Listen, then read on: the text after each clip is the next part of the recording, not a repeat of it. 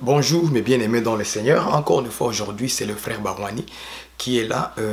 Je suis encore une fois venu pour apporter une petite précision des Écritures sur 1 Jean chapitre, plutôt Jean chapitre 1 verset 11 à 12 que nous allons lire ensemble, et je voulais amener une petite précision de lumière là-dessus parce que beaucoup de gens aujourd'hui se trompent et nous croyons que la parole de Dieu que les gens prêchent aujourd'hui, ils pensent que c'est de cette manière-là qu'en fait nous devons comprendre les Écritures. Mais je vais amener cette portion des Écritures, encore une fois, un peu dans la révélation, en fait de donner la lumière sur Jean chapitre 1, verset 11 à 12. Nous allons le lire ensemble pour comprendre de quoi est-ce qu'il s'agissait. La Bible dit ceci, j'ai ma Bible ici. Elle dit ceci. Elle est venue chez le sien, la parole, elle est venue chez le sien, et les siens ne l'ont point reçu. Mais à tous ceux qui l'ont reçu, à ceux qui croient en son nom, elle a donné le pouvoir de devenir enfants de Dieu. Et nous disons Amen. Dans cette parole du Seigneur, la Bible dit ceci dans les Écritures, que mais à tous ceux qui l'ont reçu, à ceux qui croient en son nom. J'aimerais que nous soulignions ces petits mots-là, à ceux qui croient en son nom. C'est quoi ça veut dire croire en son nom? C'est ça que nous voulons un peu donner la lumière là-dessus pour que le peuple ne soit pas trompé et nous soyons capables à détecter celui qui croit au nom du Seigneur ou celui qui ne croit pas en son nom. Voilà, parce que beaucoup de gens aujourd'hui se proclament étant comme les gens qui croient en fait en Jésus-Christ. Les catholiques croient en Jésus-Christ, les pentecôtistes croient en Jésus-Christ, les méthodistes croient en Jésus-Christ.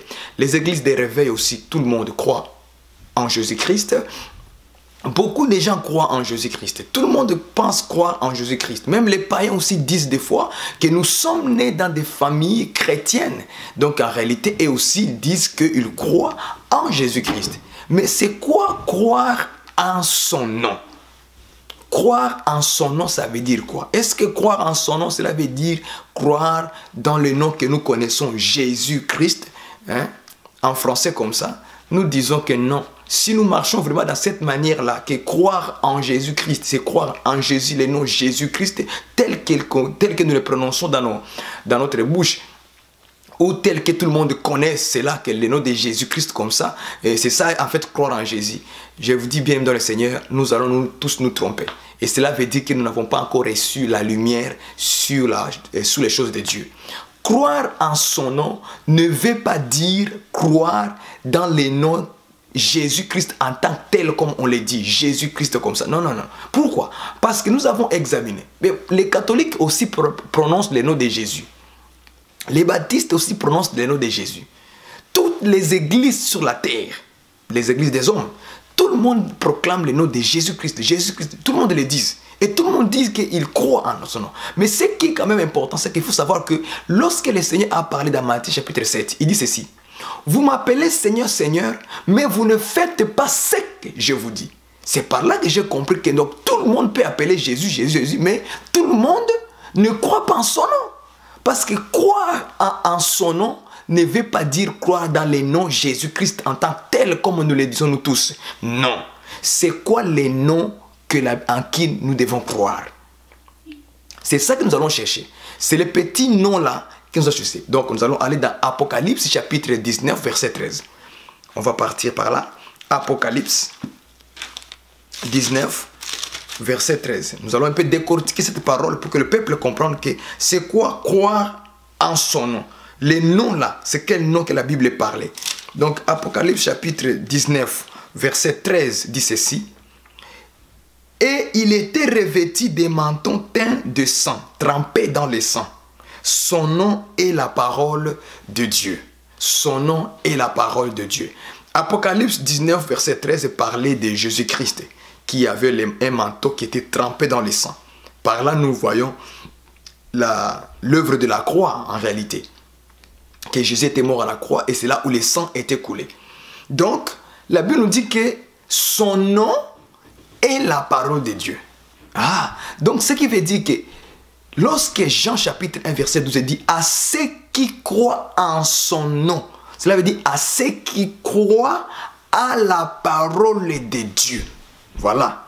Donc, à tous ceux qui l'ont reçu, à ceux qui croient à la parole de Dieu, Dieu les a donné le pouvoir de devenir enfants de Dieu. Donc, ce n'est pas le fait que tu prononces le nom de Jésus-Christ, que en réalité tu crois en lui. Non, non, non. Lorsque tu crois à la parole de Dieu, lorsque tu as cru à la parole de Dieu, Dieu t'a donné le pouvoir de devenir enfant de Dieu. Est-ce que vous me comprenez? Ces petites choses ici, des fois, ça nous échappe. Et c'est comme ça que les gens, beaucoup de personnes lisent la Bible en français. Ils pensent que la Bible peut s'interpréter littéralement tel que tu as lu. Non, non. La Bible, ça ne s'interprète pas tel que tu lis, mais tel que Dieu veut te donner comme une révélation. Est-ce que vous comprenez? Donc, à ceux qui croient en son nom, les noms là qu'on parlait, ce n'était pas les noms, le fait que tu dis Jésus-Christ. Non. C'est que tu crois à la parole de Dieu. C'est ça son nom qui était caché. C'est ça les noms en qui nous croyons. C'est ça que les noms que toi et moi nous croyons. Nous croyons à la parole de Dieu. Et c'est comme ça que tu peux connaître un faux frère et un vrai frère. Une fausse sœur et une vraie sœur. Un faux serviteur et un vrai serviteur. En qui tu as cru, ma sœur? Tu as cru en quoi? En Jésus-Christ. Les catholiques aussi croient en Jésus. Mais est-ce que les catholiques croient à la parole de Dieu? Non, voilà la différence. Tu comprends maintenant? C'est qu'ils ne croient pas à la parole de Dieu, mais ils disent qu'ils croient en Jésus aussi.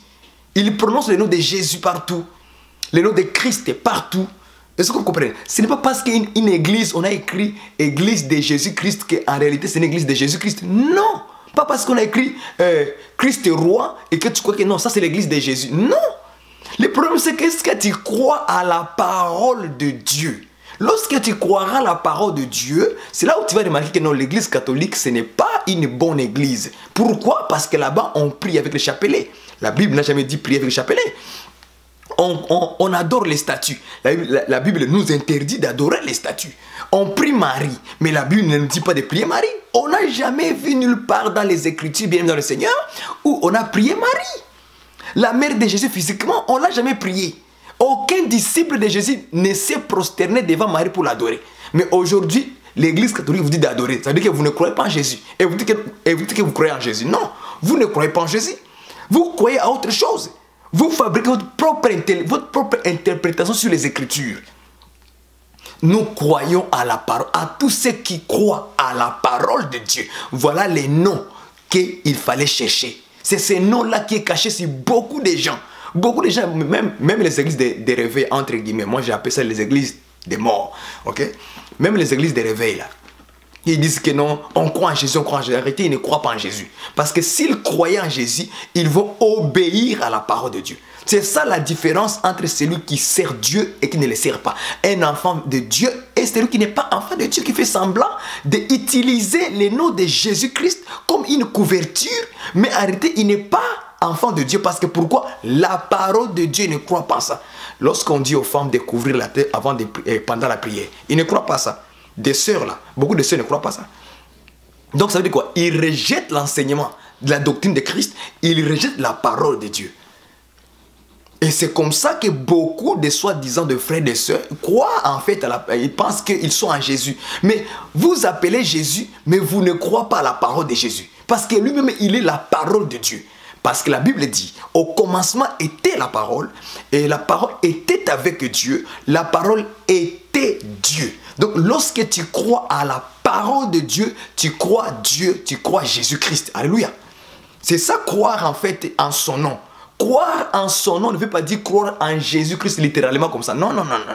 Parce que nous avons examiné, tout le monde croit au nom de Jésus. Jésus là, tout le monde croit en ça. Les catholiques, pentecôtistes, baptistes, orthodoxes, adventistes, église de réveil, église évangélique. Et toutes les églises que vous connaissez dans le monde, tout le monde croit en Jésus. Mais la seule chose qui va te faire remarquer, est-ce qu'il croit à la parole de Dieu? Non, non. Tu verras qu'il ne croit pas à la parole de Dieu, donc il ne croit pas en Jésus. En réalité, beaucoup de gens ne croient pas en Jésus. Oui, beaucoup de gens ne croient pas en Jésus. À ceux qui croient à la parole de Dieu. C'est ça à qui Dieu a donné le pouvoir. Donc tous ceux qui n'ont pas cru à la parole de Dieu, c'est-à-dire quoi? C'est-à-dire, ils n'ont pas le Saint-Esprit. Parce qu'ils ne croient pas à la parole de Dieu, ils n'ont pas le Saint-Esprit en eux. Écoutons ce que Jésus a dit pour les disciples. J'aime ce passage dans Jean, chapitre 1, verset 17. Allons-y voir cela un peu. Chapitre 17, c'est que Jésus dit par rapport à... Avant de mourir, il va dire au Père. Au verset 20. Jean 17 verset 20. Ce n'est pas pour eux seulement que j'ai prie, mais encore pour ceux qui croiront en moi par leurs paroles. Est-ce que vous entendez ça? Ça, c'est la parole que Jésus adresse au Père pour les disciples. Il dit, je ne prie pas seulement pour eux, mais à tous ceux qui croiront en moi, Jésus-Christ, par leurs paroles. Donc, nous croyons aujourd'hui par les paroles. Le parole de qui? Le parole des disciples, les 12 apôtres que Jésus a laissés. Donc, lorsqu'ils vont prêcher la parole, nous croyons à leur parole. Lorsque tu crois à leur parole, ça veut dire que tu as cru en Jésus. Parce que Jésus, c'est la parole. Au commencement était la parole était avec Dieu, la parole était Dieu. Au verset 14, la parole s'est faite chair. Ah, donc Dieu, maintenant la parole, est venu habiter dans la chair, pour venir habiter avec les hommes. Est-ce que vous comprenez? Donc la parole s'est faite chair. Donc c'est ça Jésus. Mais ça veut dire qu'au début, il était d'abord la parole. C'est la parole qui est rentrée dans une chair pour habiter dans une chair. C'est incarné dans la chair.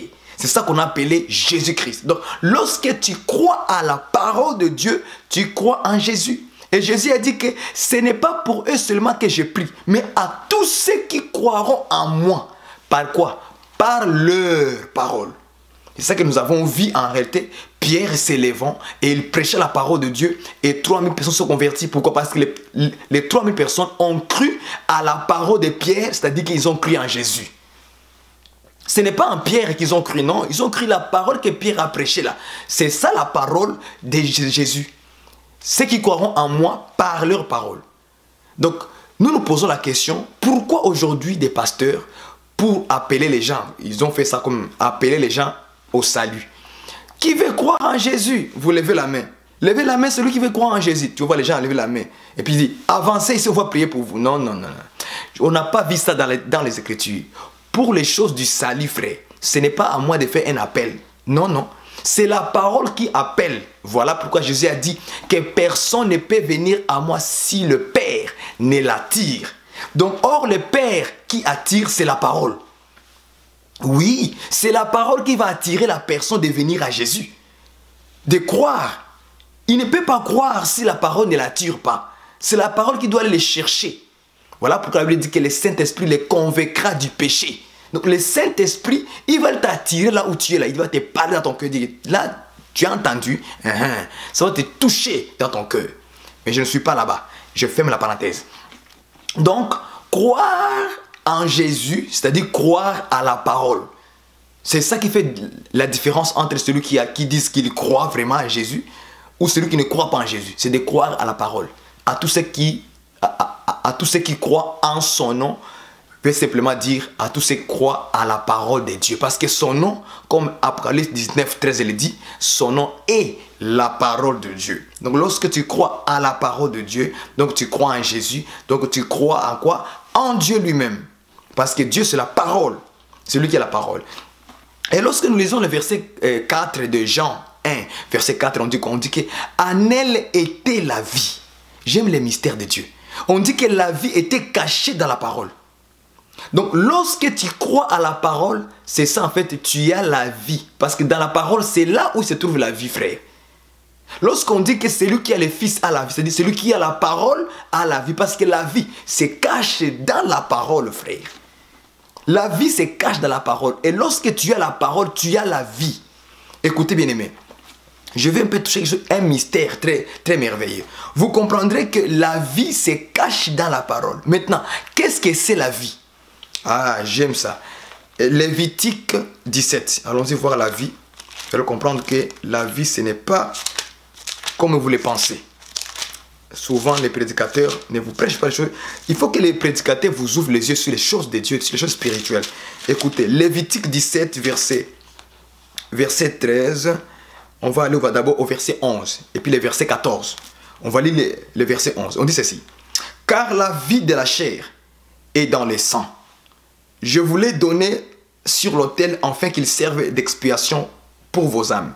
Car c'est par la vie que le sang fait l'expiation. Verset 14.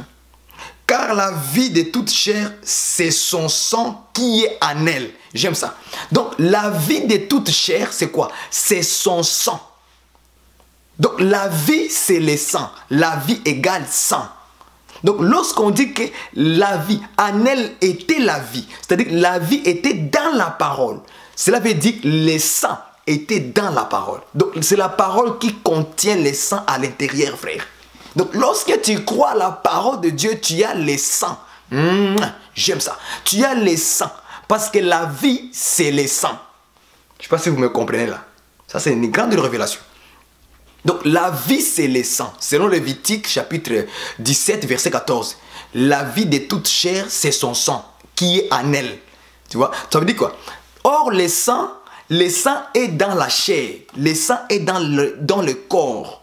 Dieu appelle le sang qui est dans le corps, dans la chair, c'est la vie de l'homme. Est-ce que vous voyez ça? Il dit c'est la vie. Donc, le sang qui est dans le corps, c'est la vie. Donc, ça veut dire que la parole, c'est le corps. Mais la vie, c'est quoi? C'est le sang qui est dans ce corps-là.